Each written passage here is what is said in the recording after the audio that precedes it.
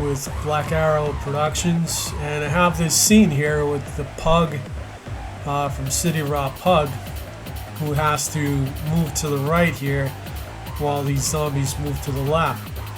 So each zombie is an individual zombie that I have to animate, so I have to go into each one and pull up their animations that I created.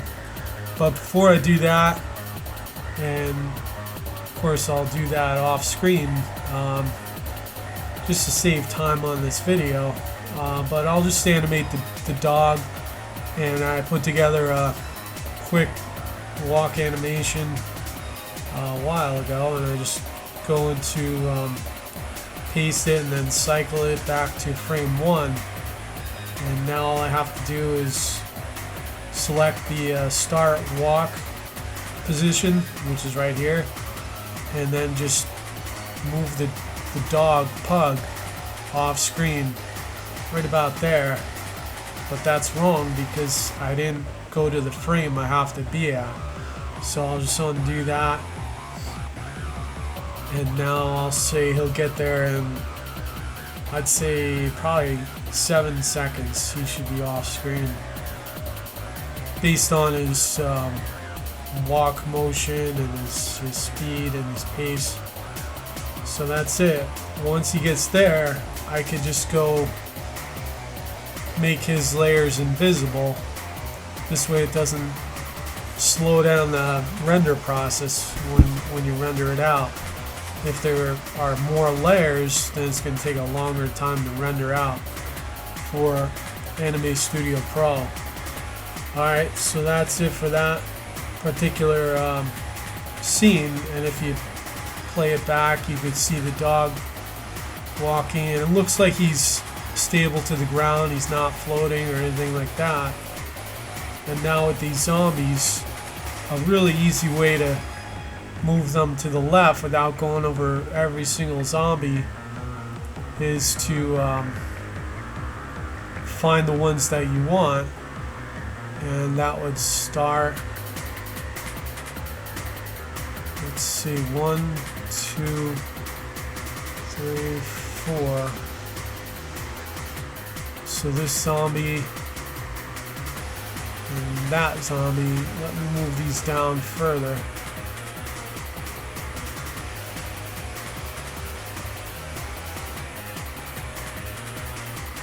Alright, that's it. So these zombies here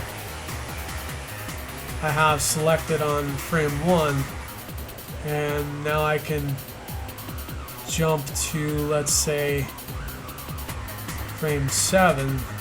Actually, I'm going to go further with this. I'll have a 20-second animation. That's probably a little too long, but that's going to help me out here with what I'm trying to do.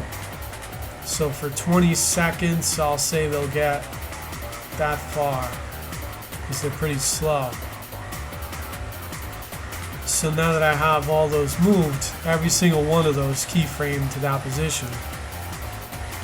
Now the thing is, I want these to be a linear path, so no slowdown, no speed up. They just walk on a constant pace, and that's what linear is. It allows it to just be like a constant movement. So there's no starting position, then it speeds up to that regular pace, and then once it gets to the end, it slows down. That's what smooth is. It's like a curve, the smooth. But now I have to go back to frame 1. There it is there. And then I have to keyframe these as well to linear. But that's what I'm working on now. And even for the pug I have to do that. And then I have to put in the little animations for each zombie. So before I forget, let me get all these walk cycles set up,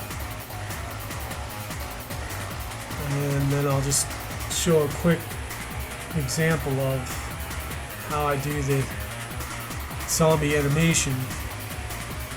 I've animated all these in the past, so rather than have to reanimate it every single time, I have what's called the actions, and this is where I've animated a lot of the zombies. So right here I have this zombie selected here, so I could say, alright, well, I'll just pick a random walk 7.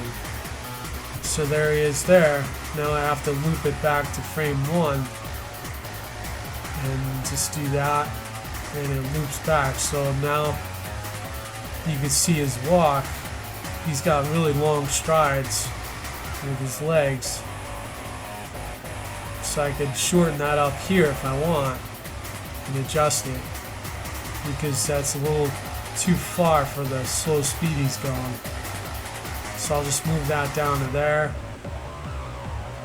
and then that frame there, I'll lower that extreme as well to right about there. So there he is. He's got a much slower pace to his walk in terms of the animation. And see, as you go past that initial set, it keeps looping until you click on these joints, and then they'll stop that motion of animation. But that's the idea, and that's pretty much one of the steps to animating a lot of zombies on screen at one time, if you want to save time in Anime Studio Pro.